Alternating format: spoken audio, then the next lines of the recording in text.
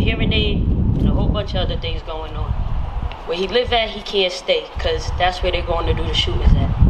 We ended up getting him through school. He's working with Q. He was doing very well. He got into another city program to do construction. While doing that, we got a phone call at 6 in the morning that he's sleeping in the back of this building where he's going to school at for construction, because whatever's going on at home, he got shot at the night before. These people keep coming by looking for him. He doesn't have a safe place to go. He's embarrassed. It's a young man. He's embarrassed to tell us he has nowhere to go. He's sleeping out his car.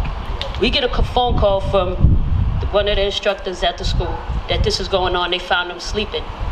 When we get there, we speak to him. He tells us the truth. We get him to open up. No one has a problem now with him sleeping in the back of that building because it's a safe place for him. No one would ever know that he's there. So that's not okay with me. I'm a mom, I'm a human. There's no way you're gonna be sleeping in a car in the back of a building in the middle of the night in Dorchester. We came here. At that time, we know Mark got a couple of $1 million. We know it wasn't going to our paycheck. We know we wasn't using that money to do anything with the kids. No college tours, no nothing. So we knew there was money that we could pay for maybe a couple nights till we figure some things out for this young man. Kenny, myself, and Q marched in here. Everybody was against it. Not because they didn't think that this young man rightfully so deserved it, but because they was afraid of what Mark's response would be and what would happen to us for speaking up and marching in here and demanding that that young man needed something. Long story short, at that point, Kenny really didn't care anymore. He threw his hands up and told Mark straight up, "You're gonna do something for this kid." It wasn't as pleasant as I'm saying it to you right now. So long story short, Mark was at the ATM depositing money for us to pay for this kid to get insurance, for him to get there. Now, if it wasn't for us, this young man wouldn't have that. We also ended up making Mark allocate money and funds that he got from something that we spoke of. So they didn't give Mark the money because here comes this privileged white man and, hey, I need money for these black kids. The people gave their funding and money up because we went up there and told these people, boo-hoo, look at us, we need money. That's what they gave the money for. To see that it's not given to them, and to see that Ed, I'm one of those people that call Ed at 3 o'clock in the morning because my brother was gunned down in January and I didn't have nobody to talk to and I couldn't sleep and I didn't know what else to do out here.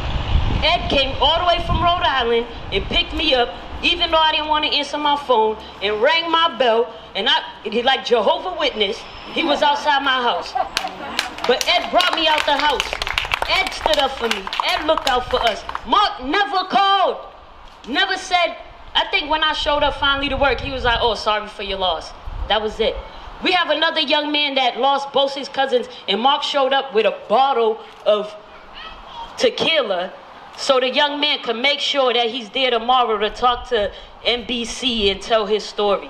He didn't care that that young man's cousins was dying and they was thing. All he cared about is that you're there to show NBC talk about whatever's going on with you. Anything we'd had outside of this that people reached out to talk to us, whether it was legislators or anything, he wanted in on it. Or what you talking to them about? Calm down, dude. They don't want to know about College Bound. They want to know about Bowden Street and what I could do to make it better. He didn't care about that. We had young students that were sleeping. You can see them drive by there tonight. I bet you they there. They're sleeping on College Bound steps on Bowden Street. I'm going to be honest with you. Before he sold this house right here, it was empty. Kenny, did we not suggest, yo, open it up. Let these kids sleep here. They have nowhere to go. I will stay with them. He said no. Open up over here. We got futons downstairs. Do we not? Open it up. Let these kids sleep here. I'll stay here to make sure they're good. No. So guess where these kids was out? Back on the streets. Doing everything that our job description said to prevent them from doing. And most of these kids are sitting in prison today. Life bids.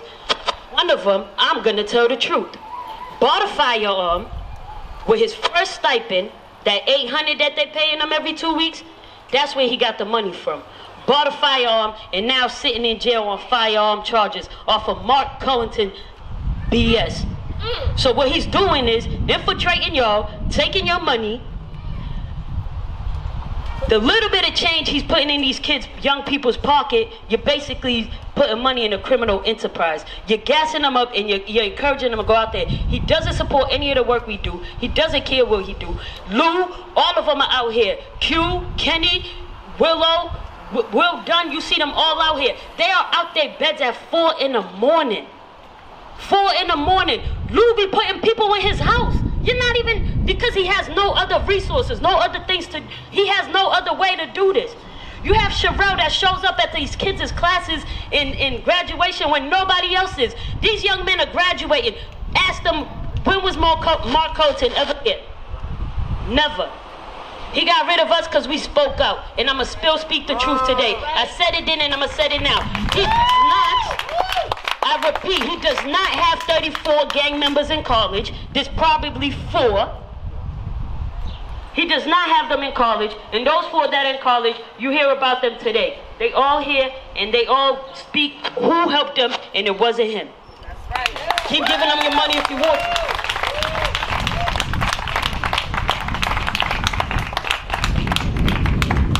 All right, so what we're gonna do now is march down to Allen Park, which is right off of Bowdoin Street. So we're gonna march down Dot Ave, and we're gonna also pass through Thornley Street, which is the street that Mark lives on. And we wanna make sure that he hears us, whether he's here in Little House or down in this house. We want him, we want his neighbors to know what's going on, and we really wanna bring the truth out, all right? That's right. Yeah. So before we march, I just want to let you know, we have, again, our demands are to reinstate the 8 workers who were laid off illegally and to recognize our union and bargain with us, all right? Yeah. And if you haven't already, you can go to tinyurl.com/CBD Solidarity to sign our petition. There will be people passing out flyers as well in the crowd. We can get the information about how to sign the petition, how to email Mark, how to call him, and we really just want to make sure that the pressure stays going on onto Mark and to the entire leadership team of Peg and Michelle as well. All right, so everybody, we're gonna take to the street as well. We have JD, Rachel, Indira, and Connor, and Jared are gonna be marshaling to help us stay on the street, stay safe, make sure we're blocking traffic and stuff. And we are going to be in the street itself. We'll start here on East Cottage and turn right on Dot Ave. So you need a minute to take the sound down and get ready. Take the sound.